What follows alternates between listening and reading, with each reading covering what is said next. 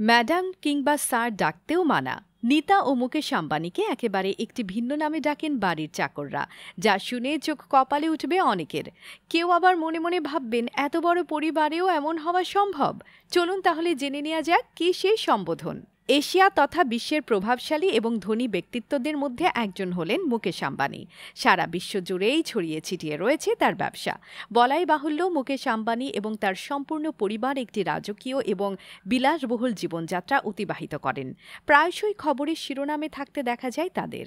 তারা কি খেলেন, কোথায় গেলেন, কি পড়লেন, এই সব কিছুই যেন আম জনতার আলোচনার টপিক। সংবাদ মাধ্যমগুলোতেও এদের নিয়ে হামেশাই চর্চা চলতে থাকে। তবে সম্প্রতি এক বিশেষ কারণের জন্য মিডিয়ার নজর কেড়েছিলেন। সম্প্রতি এক সূত্র মারফত জানা গিয়েছে, আম্বানি পরিবারের বাড়ির কাজের লোক কিংবা চাকররা নাকি কখনোই নীতা ও মুকেশ আম্বানিকে ম্যাডাম কিংবা স্যার বলে ডাকেন না। তারা একেবারে একটি ভিন্ন নামেই ডেকে থাকেন তাদের দুজনকেই, যা জানলে অবাক হবেন আপনিও। জানা গেছে তারা নীতা আম্বানিকে ম্যাডাম না বলে বৌদি বলে ডাকেন। তাতে মুকেশ বা নীতার কোনো আপত্তি নেই। পাশাপাশি মুকেশকেও তারা স্যার বলে ডাকেন না, তার বদলে দাদা বলে সম্বোধন করেন এশিয়ার সেরা ধনকুবেরকে। আপাতত এই খবরই নেট মাধ্যমে প্রকাশিত হওয়ার পর শোরগোল ফেলেছে নেট জনতার একাংশের মাঝে। আর আম্বানি পরিবারের সকল সদস্য তাদের চাকর বাকরদের প্রতি এত সহানুভূতিশীল হওয়ায় নেটিজেনদের প্রশংসাও কুড়িয়েছেন। উল্লেখ্য, আম্বানি পরিবার থাকেন আটলান্টিক মহাসাগরের পারে এক বিলাসবহুল প্রাসাদে।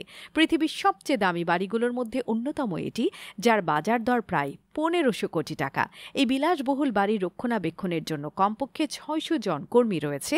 আছে নিরাপত্তারক্ষী, দেহরক্ষীরাও। বাড়ির অন্দরে যারা খাবার দাবার রান্না বা প্রস্তুত করার কাজে আছেন, তাদেরকে প্রতি মাসে ২ লক্ষ টাকারও বেশি বেতন দিয়ে থাকেন। এছাড়া যে সকল কর্মচারী তার বাড়িতে কাজ করেন, সবার জন্য আলাদা আলাদা করে বেতন দেন মুকেশ আম্বানি। এমনকি শোনা যায়, আম্বানির পরিবারের কর্মরত ব্যক্তিদের পরিবারের দায়িত্বও নিয়ে থাকেন মুকেশ আম্বানি। আর তাই মুকেশ আম্বানির কর্মরত ব্যক্তিদের ছেলেমেয়েরাও বিদেশে পড়াশোনা করার সুযোগ পান। বলতে গেলে সর্বদা কর্মচারীদের সাথে থাকতে হয় আম্বানি পরিবারকে।